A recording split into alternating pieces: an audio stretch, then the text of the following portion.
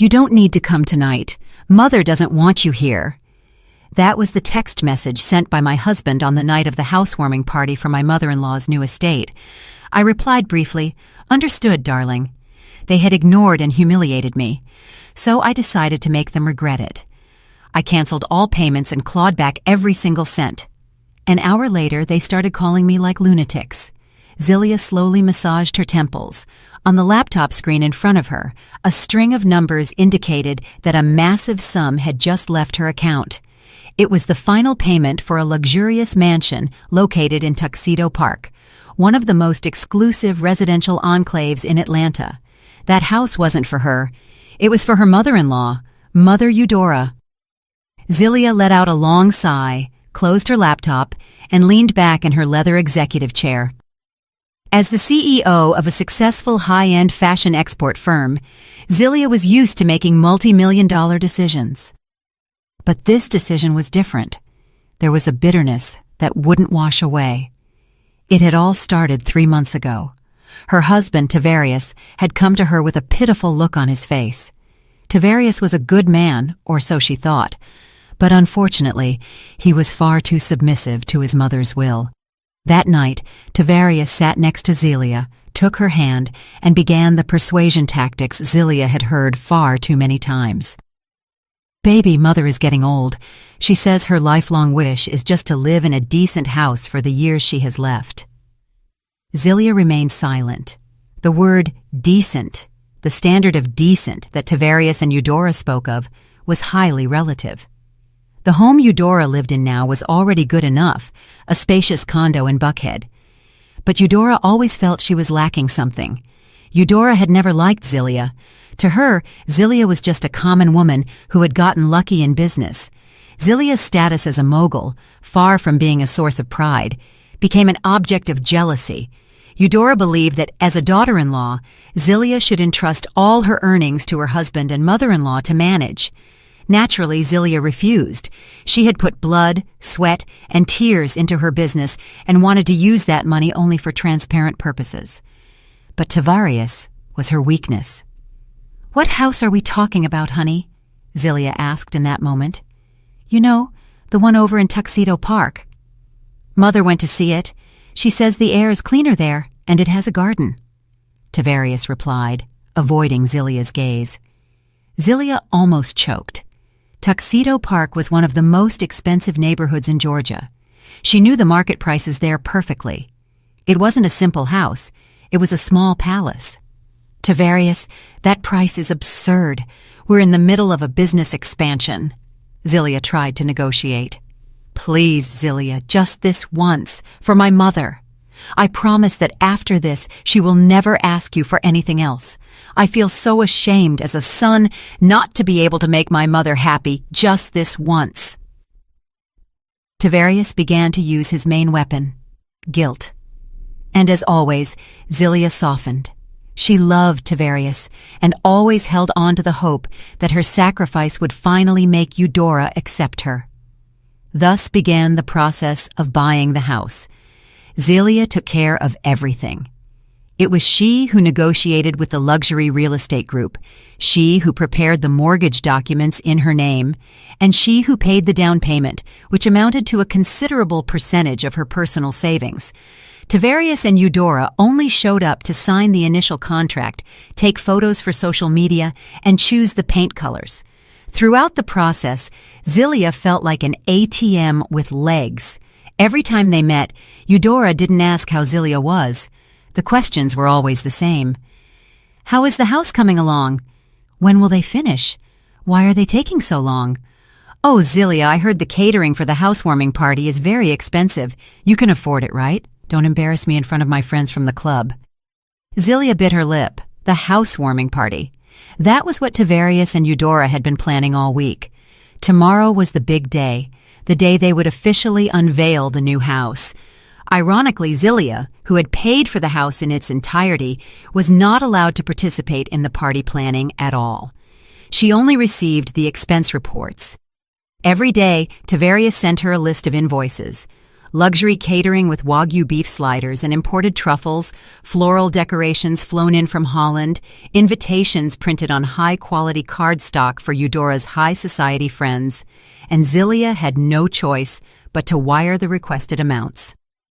That night, Zilia returned to her own home, a penthouse in Midtown Atlanta. In the living room, Tavarius and Eudora were laughing and chatting while looking at fabric swatches for the service staff's uniforms for the party. Zilia had no idea who these employees were. "Ah, Zilia, you're home," greeted Tavarius with a certain awkwardness. Eudora only glanced at her sideways and went back to focusing on the fabric catalog. "Yes, honey. Are the preparations going well?" Zilia put down her briefcase, trying to smile. "Of course everything is ready. Tomorrow will be the best party in Atlanta," Tavarius exclaimed. "I'm glad," Zilia said softly. "Oh, Mother Eudora, I just paid the rest of the amount for the house. It is now completely ours." Zilia expected at least a word of thanks. Eudora's reaction was unexpected. She didn't smile. She just nodded briefly. "Ah, good. It's what you had to do," she said brusquely. "Tavarius, I think this gold is more elegant than the silver. My guests will be impressed." Zilia felt as if a dagger had been driven into her heart. It's what you had to do. So all her efforts, the millions of dollars she spent, were considered just an obligation. Tavarius saw the change in his wife's expression and tried to shift the atmosphere quickly. "Of course, Mother. Let's do it in gold. Zilia, are you tired? Go take a bath." It was Tavarius's gentle way of excluding Zilia from the conversation. Zilia nodded weakly and headed to her bedroom. She felt stupid. Why was she still expecting something? Why was she trying to buy the recognition of someone who clearly hated her? She left the bedroom door ajar while changing clothes. She needed to catch her breath before facing them again. It was then that she heard Tavarius talking on the phone. Eudora seemed to have left already, and Tavarius was speaking with her again from the living room. Tavarius's voice was low but clearly audible. "Yes, Mother, everything is sorted. Zilia just transferred the entire remaining balance," Tavarius said. There was a brief silence. Zilia could only hear Eudora's faint voice on the other end of the line. Then Tavarius laughed. "Yes, Mother, don't worry. Our plan is safe." "Good. Are you sure she made the payment today? You know what you have to do after that?" Zilia's heart seemed to stop. Our plan is safe. What you have to do? What did all this mean? The ominous feeling she had been forcefully ignoring reared its head again. She tried to convince herself she had heard wrong, that it was just paranoia. But Tavarius's tone, the conspiratorial tone full of secrets, gave her goosebumps. Right after all her money was transferred, what was this plan they were talking about? The next day was D-Day for the inauguration of Eudora's house. The party was scheduled to start at 7 o'clock p.m. Zilia woke up with mixed feelings. The phone conversation from last night between Tavarius and Eudora wouldn't leave her head. "You know what you have to do?" That phrase repeated like a broken record. She tried to ask Tavarius in the morning, but her husband left the house early. "Honey, I have to go early to help Mother with the preparations. You take care of work at the company. Don't worry about anything," Tavarius said, putting on his shoes hurriedly. "Tavarius, I'll go with you. Can I help check the catering or something?" suggested Zilia. Tavarius's steps stopped. He turned around with an indecipherable expression. "No, Zilia. There are already a lot of people there, and it's chaos. You'll just get tired. You are the protagonist of this evening. Just come later, look beautiful, and that's it," he said. Then he hurriedly kissed Zilia's forehead and left.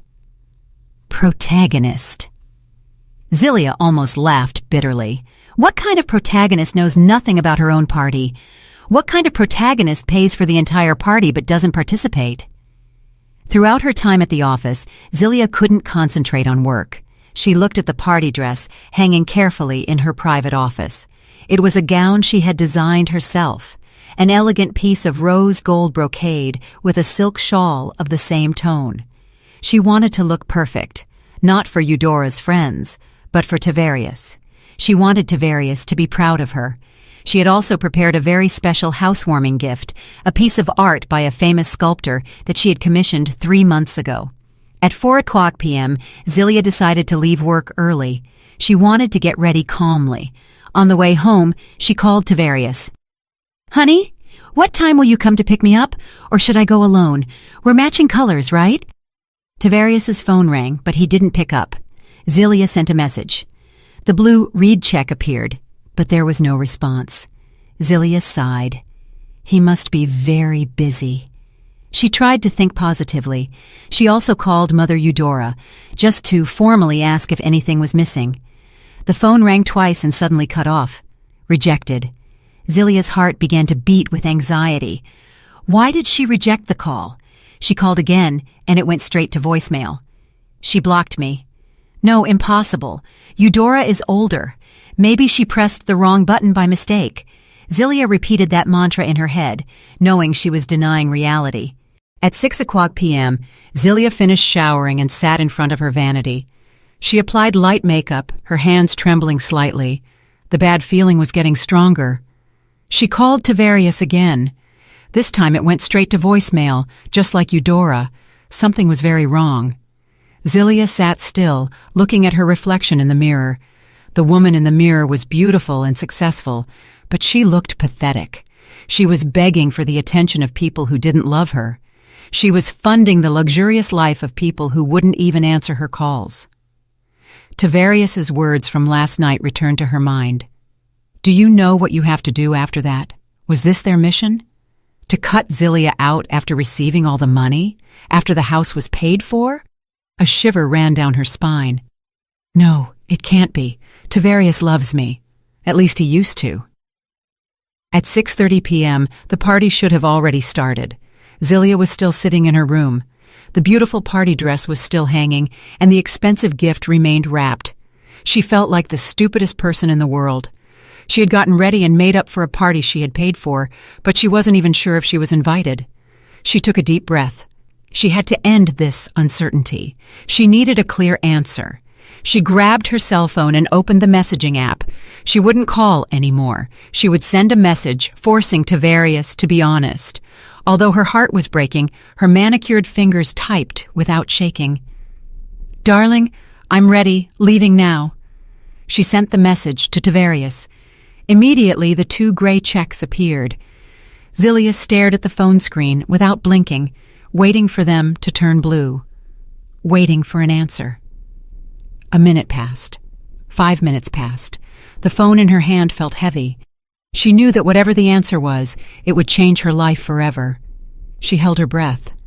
Time seemed to have stopped in the luxurious master bedroom. Zilia stared at the screen. Her message seemed so innocent and pathetic under the room's light. The gray checks felt like a mockery. Tavarius had surely read it. He would have the phone in his hand, but he chose not to respond. A few more minutes passed, and Zilia's waiting transformed from nervousness to cold anxiety. She listened to the wall clock in the living room. It sounded like a hammer striking slowly. Exactly at 6:45 p.m., the phone in her hand vibrated violently. Zilia's heart jumped into her throat. She unlocked the screen with trembling fingers. It was a new message from her husband, a single sentence, a sentence that summed up all her fears, her wasted sacrifices, and all the humiliation she had received. You don't need to come tonight. Mother doesn't want you here. Zilia read the sentence once, twice, 3 times. The words didn't seem to enter her brain. They were strange, like an incomprehensible foreign language. The phone slowly slid from her hand and fell onto her lap, covered by silk pajamas. She was still sitting in front of the vanity. The mirror reflected a beautiful woman perfectly made up with empty eyes. The expensive rose gold dress hanging in the closet seemed to mock its owner's fate. The expensive art gift was on the bed, looking like a monument to stupidity. The initial shock passed in a few seconds, followed by a sharp physical pain. It was as if a giant hand were crushing her heart. It wasn't an, "I'm sorry, the party is postponed." Not an, "I'm sorry, Mother is feeling unwell." It was a blatant, cruel, and intentional rejection. And the one who sent the message was her husband, Tavarius. He wasn't a simple messenger, he was an accomplice. Suddenly, all the pieces of the puzzle fit together. Tavarius's phone call last night. Our plan is safe. Do you know what you have to do? This was Tavarius's mission, to cleanly eliminate Zilia after all the bills were paid.